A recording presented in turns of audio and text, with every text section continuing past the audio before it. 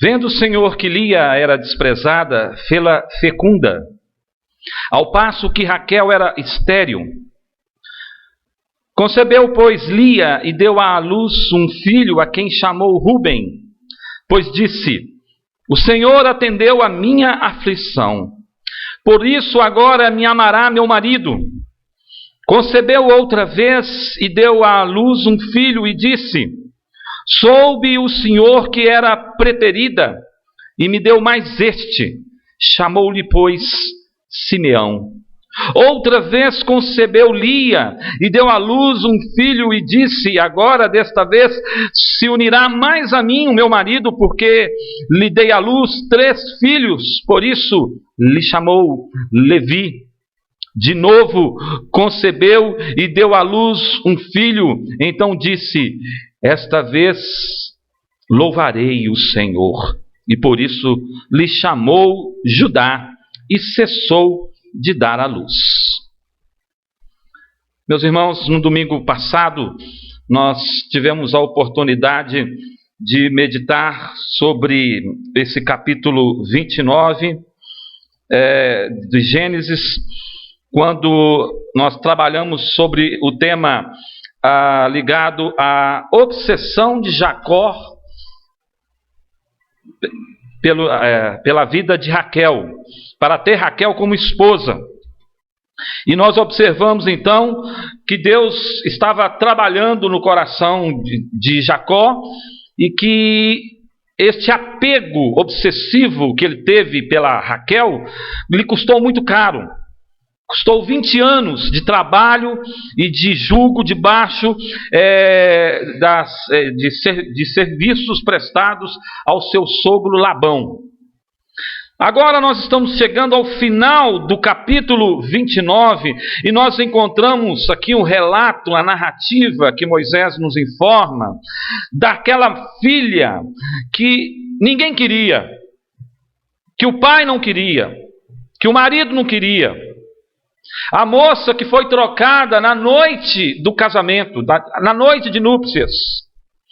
Aquela que, quando Jacó acorda e desperta, e lhe inflama a ira, porque não é a Raquel dos seus sonhos, mas é a Lia.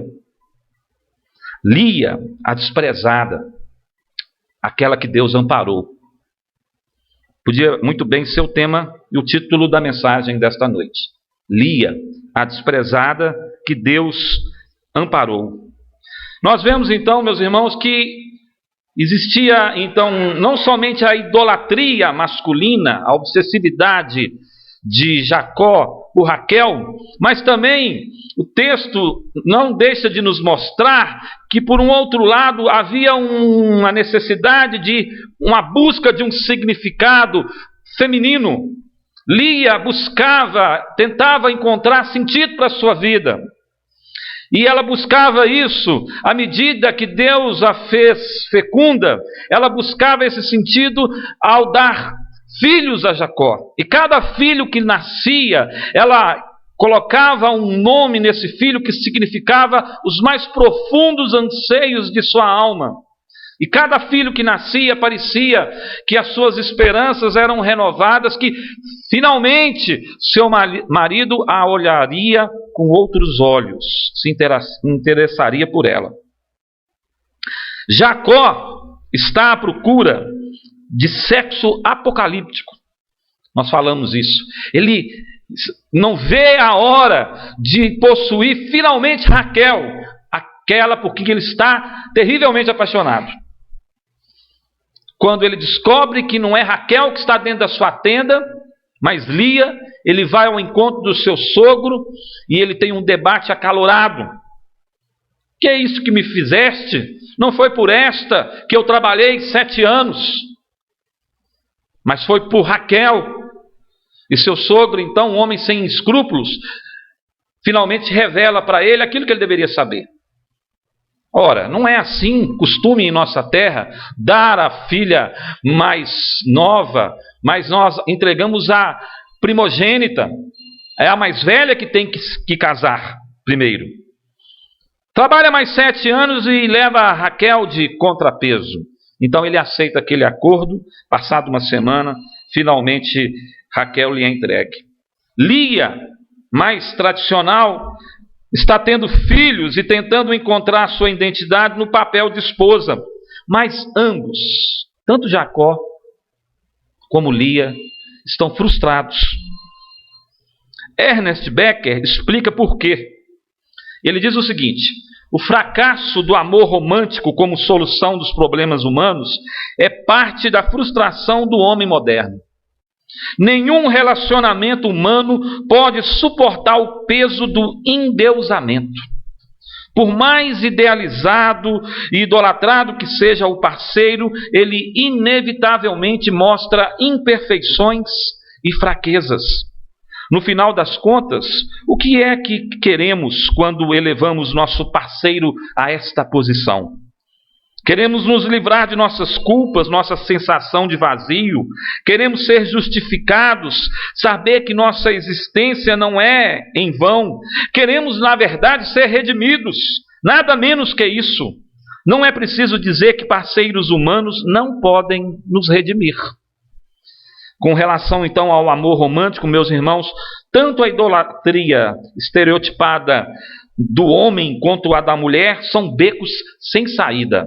O homem jamais será uma pessoa completa, tanto o homem como a mulher, enquanto seu foco estiver na disposição em pensar ou achar que o outro vai lhe trazer ou vai completar o sentido de vida, vai lhe dar a felicidade plena. O homem, interessante, ele usa o amor, já diziam alguns, para conseguir o sexo. E a mulher usa o sexo para conseguir o amor. Há alguma verdade nisso. É verdade que também nós não podemos generalizar. Mas há algum sentido emocional, psicológico, ou até mesmo algum instinto das nossas afeições decaídas por causa do pecado, que instilam essa questão emotiva, ou essa questão desse apetite voraz, tanto de homens como mulheres, em busca de um sentido de vida, um sentido de prazer, um sentido de idealização. A história nos mostra que ambos os falsos deuses desapontam. Tanto a figura do sexo como complementação da felicidade masculina, como a figura da proteção masculina, como a figura do endeusamento da segurança da mulher. Por que procurou, então, Jacó dar valor tanto à beleza física de Raquel, entregando o seu coração a uma mulher cujas falhas e imaturidades ele não conseguia ver, não conseguia enxergar? O falso deus de Lia não era o sexo. Ela obviamente tinha acesso ao corpo do marido, mas não ao seu coração. Ela não conseguia atingir o coração de Jacó e o seu compromisso. Ela queria ele ligado a ela. Porém, o coração de Jacó estava ligado diretamente a Raquel. Note, meus irmãos, que dentro desse triângulo amoroso, dessa poligamia, que era, de certa forma, tolerada dentro da cultura, mas tão fora do propósito divino, que o casamento ele é monogâmico, ele é entre um homem e uma mulher. E mesmo desta forma, idealizado por Deus, as relações conjugais ainda são tão complexas e complicadas. E ainda mais numa relação triangular, onde o marido tem toda a sua atenção voltada para uma das mulheres, uma das irmãs, e a outra preterida. Lia encontra-se então completamente desprovida de afeto e de atenção. Ela passa da mão de um pai sem escrúpulos para a mão de um marido que não lhe ama. Um pai que quer se livrar dela. Lia está ficando velha e ela precisa casar. O pai a disfarça e entrega na calada da noite ao seu marido, que já está embriagado pelo vinho, e naquela plano ardiloso, ele então se vê livre da filha, finalmente. O marido não quer receber Lia, que para ele o que interessa é Raquel. Mas e os sentimentos de Lia? E o coração de Lia? E a vida de Lia? O que Lia tem a ver com tudo isso? Lia é o protótipo da mulher desamparada, é o protótipo do ser que foi abandonado, preterido. Entretanto, meus irmãos, quando nós observamos nessa narrativa desses personagens, Lia, Jacó, Raquel, Labão, me parece que a única que está fazendo progresso espiritual até esse momento é Lia. Todos os outros personagens não são dignos de serem imitados. Quem quer imitar Jacó até aqui? Quem se inspira na história de Labão? Quem se espelha na figura de Raquel? Mas Lia começa a fazer, ainda que com pequenos passos, ela começa a ter algum progresso. E a gente vai desvendar isso aqui no texto que acabamos de ler. Lia é a única pessoa nessa triste história, portanto, a fazer algum tipo de progresso espiritual, embora isso aconteça apenas no final. Primeiro, olhe para o que Deus faz nela. Uma das coisas que os estudiosos do hebraico notam é que em todas as suas declarações, Lia invocou o nome do Senhor. Ela usou o nome de Jeová. O Senhor Jeová viu a minha infelicidade, diz ela. Como é que Lia descobriu o nome de Jeová? Elohim era a palavra hebraica genérica usada para Deus. Todas as culturas daquela época tinham alguma ideia geral sobre Deus, ou sobre deuses. Jeová era um nome desconhecido, revelado somente a Abraão até este momento, somente a Isaac. E provavelmente Jacó conhecia o nome de Jeová por intermédio do seu pai e do seu avô. E muito provavelmente Lia e Raquel ouviram histórias da boca de Jacó que contaram as façanhas, as experiências de seu avô Abraão e de seu pai Isaque com Deus que se revelou, o Deus da aliança, o Deus do pacto, o Deus da bênção, o Jeová, Yahvé. Lia então, o texto nos diz no versículo 31, vendo Yahvé, vendo o Senhor, que Lia era desprezada, a fê-la fecunda, ao passo que Raquel era estéril. Esterilidade era então um sinal claro do desfavor divino. Rebeca, que era tia de Raquel, era estéril. Isaac orou por ela 20 anos para que ela pudesse conceber Esaú e Jacó. A própria Sara, matriarca, era estéril. Deus teve que intervir sobrenaturalmente também para que ela pudesse gerar o filho da promessa, Isaac. E agora Raquel é estéril.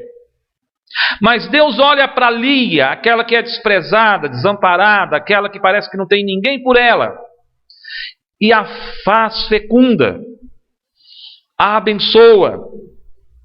Deus é aquele que vê os aflitos. Deus é aquele que vê aquele que está desamparado. Deus é aquele que vê aquele que está desprotegido, abandonado, aquele que parece que ninguém vê. Deus vê. Interessante, meus irmãos, que ao fazê-la fecunda, logo em seguida o versículo 32 nos informa que ela teve o primeiro filho. Concebeu, pois, Lia, e deu à luz um filho, a quem chamou Ruben, pois disse, o Senhor atendeu a minha aflição.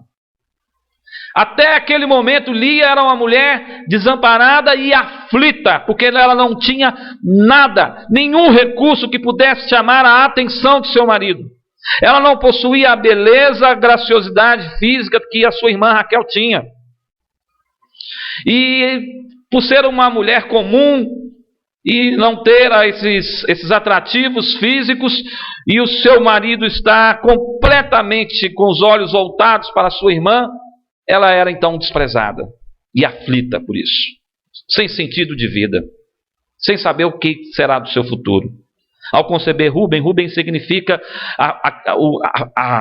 aquele que é livre da aflição. Deus que livra da aflição. Lia então faz essa declaração: Yahvé me livrou da aflição. Por isso ele chamará Ruben, o mais velho das 12 tribos de Israel. Ruben. Entretanto, parece que não resolveu o problema de Lia. Jacó ainda não se volta para ela ainda não enxergou o sentido da sua vida, ela ainda continua frustrada, ela ainda pensa que haverá de barganhar o amor, o afeto, o carinho, a atenção do seu marido, dando-lhe filhos. Quantas mulheres hoje casam e ainda pensam que talvez vão conseguir segurar ou prender a atenção do seu esposo, dando a ele filhos? Talvez na geração de hoje não seja isso tão assintoso, porque hoje as mulheres estão alcançando uma proeminência profissional cada vez maior, uma ocupação, um espaço profissional que ocupam o seu tempo, a sua carreira. Mas numa geração anterior, onde ser mãe, dona de casa, era algo de grande valor e ainda deveria ser valorizado como tal. Infelizmente hoje isso é depreciado. Quando uma jovem fala, vou casar, e alguém pergunta, o que você pretende fazer? Não, vou ser mãe, você dona de casa, você do lar. As pessoas já olham com certo preconceito. Enquanto que a Bíblia fala que essa é uma excelente carreira, que é uma excelente missão. Nada contra as mulheres terem carreiras, estudarem, fazerem faculdades e terem auxiliarem dentro da renda familiar a seus esposos, mas esta não é a missão principal da esposa. Segundo a Bíblia, a missão principal da esposa auxiliando seu marido é ser a mãe de filhos, é ser a mulher que cuida do lar e do esposo.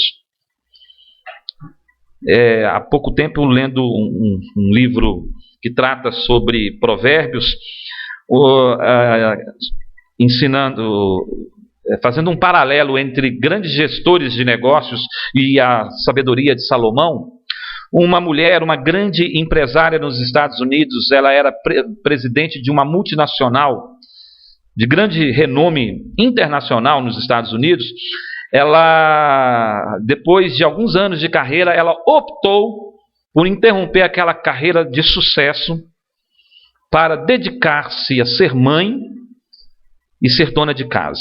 Todo mundo então tentou desestimular ela, falando que não, ela era extremamente competente e ela iria fazer muita falta naquela empresa que ela ocupava aquele cargo, e ela era um símbolo da eficiência feminina dentro das empresas norte-americanas.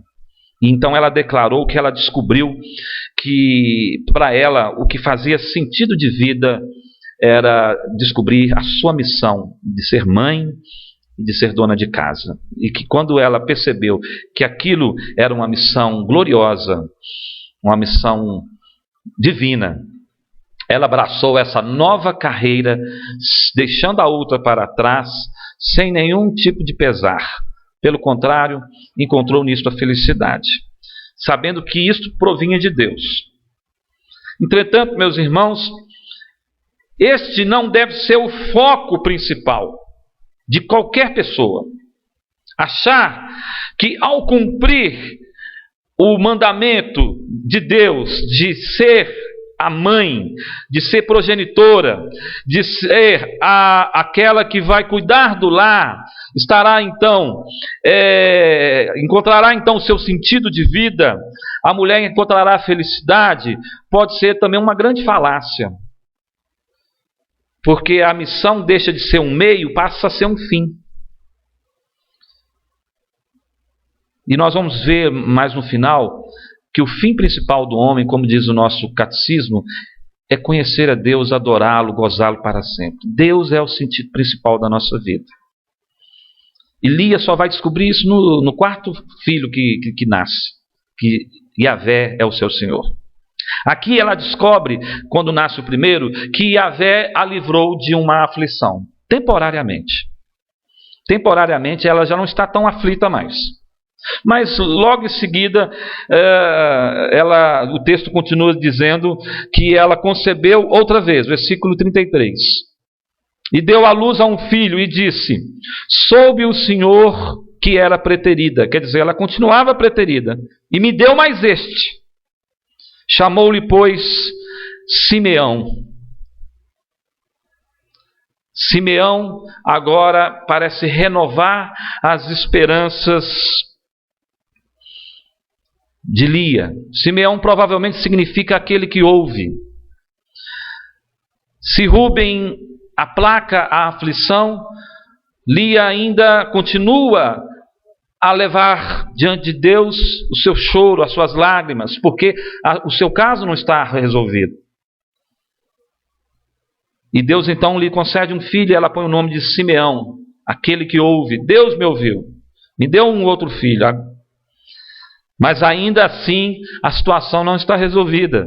Deus continua a lhe dar filhos. Versículo 34, outra vez concebeu Lia e deu à luz um filho e disse: agora, desta vez, olha a resolução que ela declara: se unirá mais a mim o meu marido. Ela está buscando migalhas da atenção de Jacó,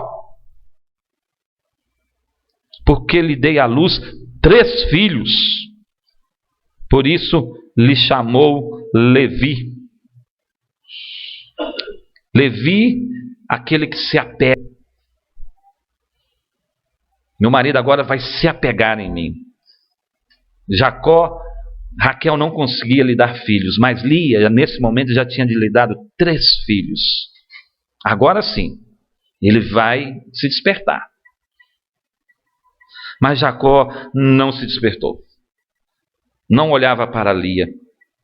E Lia começa a compreender e parece que o relacionamento dela com Deus começa a entrar num processo progressivo de intimidade tal que ela começa a compreender que Jacó não é a solução do sentido da sua existência. Ela começa a descobrir que não é Jacó que vai prover a felicidade, não é Jacó que vai encher o seu coração de alegria, e tampouco os filhos que ela teve com ele. Notemos, meus irmãos, que finalmente Lia descobre a receita do sentido da sua existência quando nasce o seu 4º e derradeiro filho. No versículo 35, então, diz assim: de novo concebeu e deu à luz um filho. Então disse: esta vez louvarei ao Senhor. E por isso lhe chamou Judá, e cessou de dar à luz. Judá significa louvor. Esta vez louvarei o Senhor. Note aqui que ela não fala mais o nome do marido. Ela não fala que ele vai dar atenção. Ele não fala que ele vai se apegar. Ela não fala que ela está aflita. Ela fala que agora o seu coração está cheio de louvor por Deus. Eu vou louvar a Deus. Lia finalmente descobre que Yahvé lhe dá sentido de vida. Yahvé não lhe pretere. Yahvé não lhe abandona. Yahvé não a despreza. Yahvé olha para ela e a ama como ela é e a abençoa. E sabe o que me impressiona, meus irmãos? É que Raquel é amada por Jacó, mas Lia é muito amada por Deus.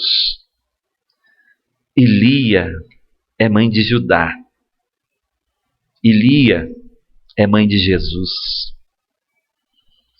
Porque Judá, é da tribo de Judá que vem Jesus. É de Judá que vem Davi. Lia é mãe de Davi. É de Davi que vem o Messias. E a história de Lia é muito parecida com a história de Jesus.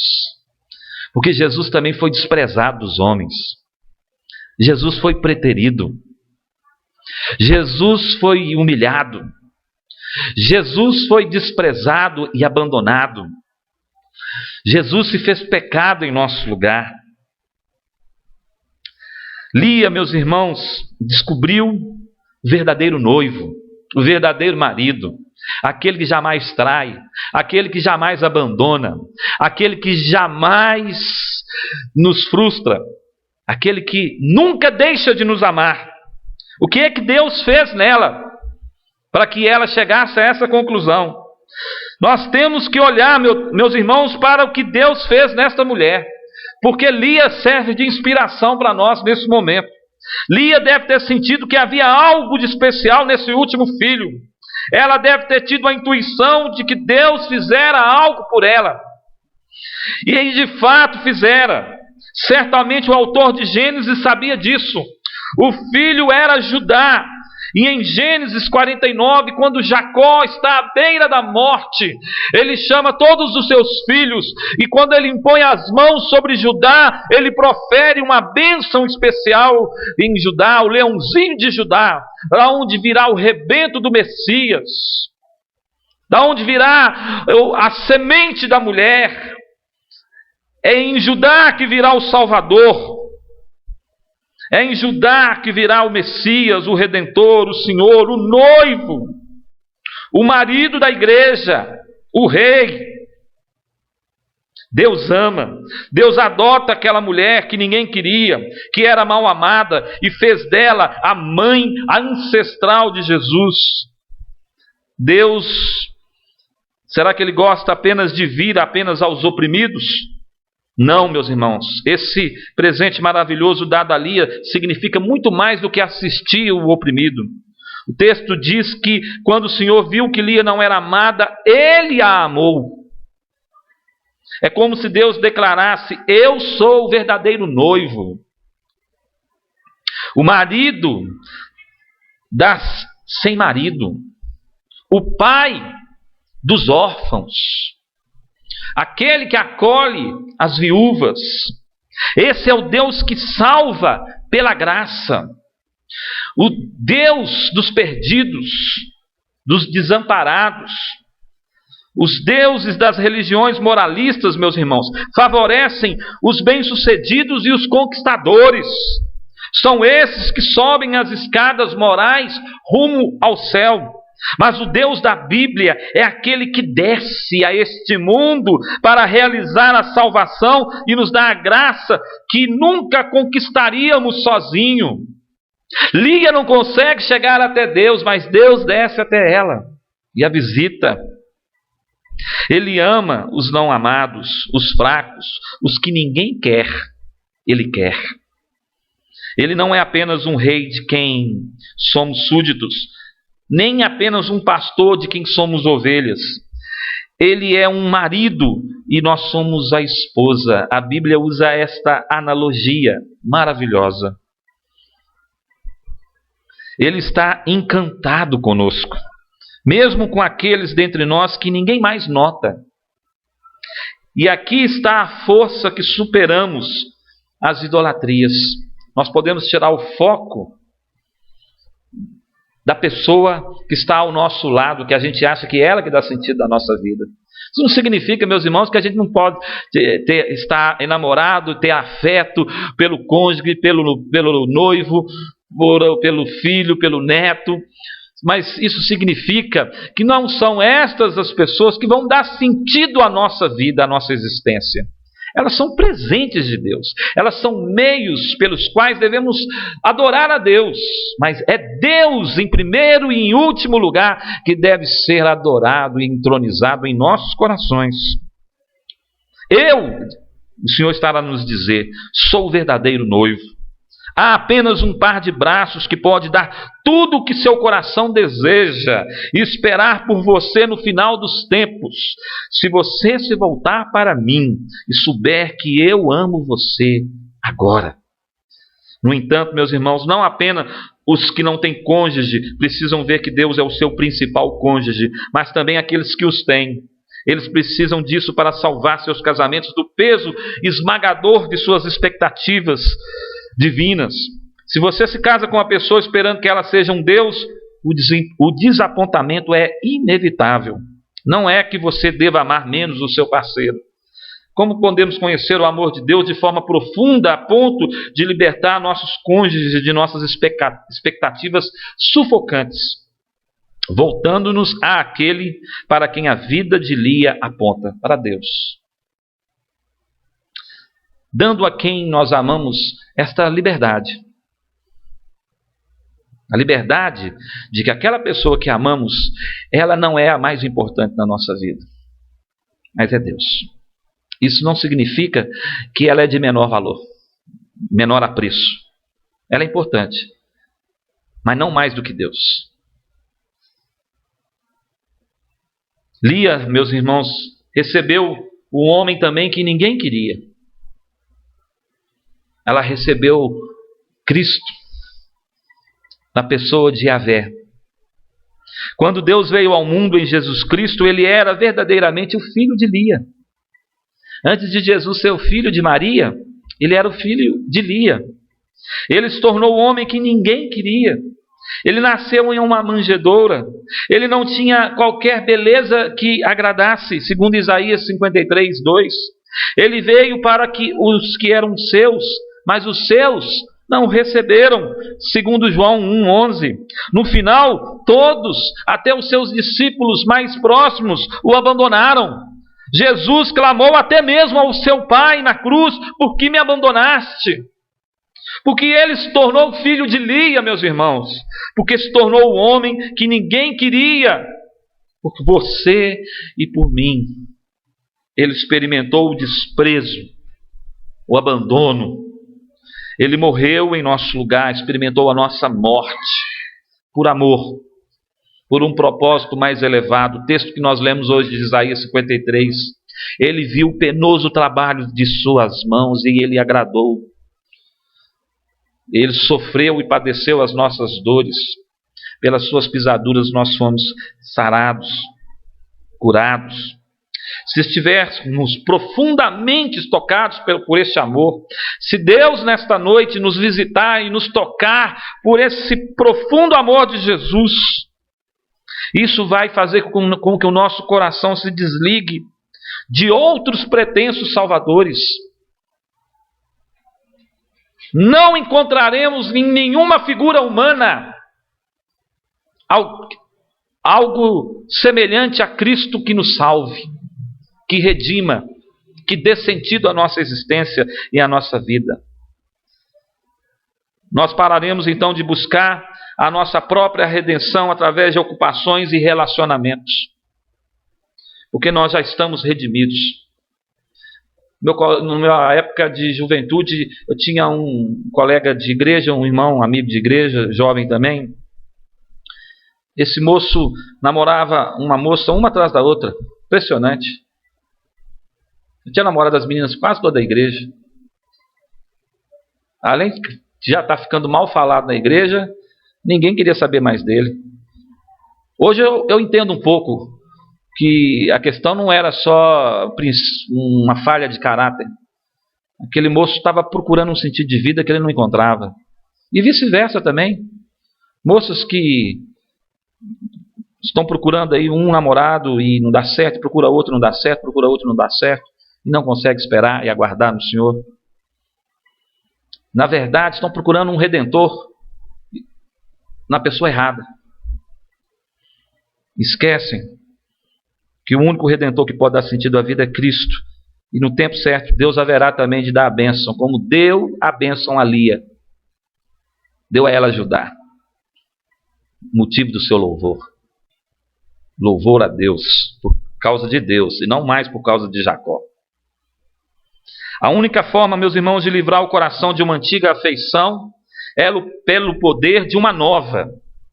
A única forma de substituir uma afeição antiga, uma afeição negativa, é substituindo ela por uma nova afeição muito mais poderosa. E não há afeição mais poderosa, mais encantadora, uma afeição que nos traga mais sentido de vida e louvor, e que traga mais brilho em nossos olhos quando nós descobrimos o amor de Cristo e toda a sua grandeza. Ele preenche de fato o nosso coração. Em vez disso, às vezes nós tentamos usar métodos que não convencem, que são ilegítimos, e tentando encontrar em outros corações, em outros lugares, o amor que reside na forma mais pura, mais linda, mais plena, naquele que é o maior do mundo. Nós temos que refletir sobre a vida de Lia. Nós temos que refletir sobre o filho de Lia. E a pergunta que todos devemos fazer nessa noite para como devemos procurar aquilo que seja belo, a ponto de possibilitar a nossa fuga de todos os falsos deuses que nos assediam constantemente, tentando roubar a nossa atenção, tentando roubar o nosso coração, tentando dar um falso sentido à nossa existência, é nos voltarmos para a cruz e encontrar em Jesus, o Jesus crucificado, toda a beleza, toda a retidão, toda a plenitude do seu amor. Porque o apóstolo Paulo diz que Deus prova o seu grande amor por nós, pelo fato de Cristo Jesus ter morrido por nós, quando nós ainda éramos pecadores. Assim como escreveu o poeta George Herbert, enquanto olhava Jesus na cruz, ele escreveu esse verso: Tu és o meu encanto, minha vida, minha luz, beleza única para mim. Que Deus nos abençoe e que faça-nos fecundo como fez Lia.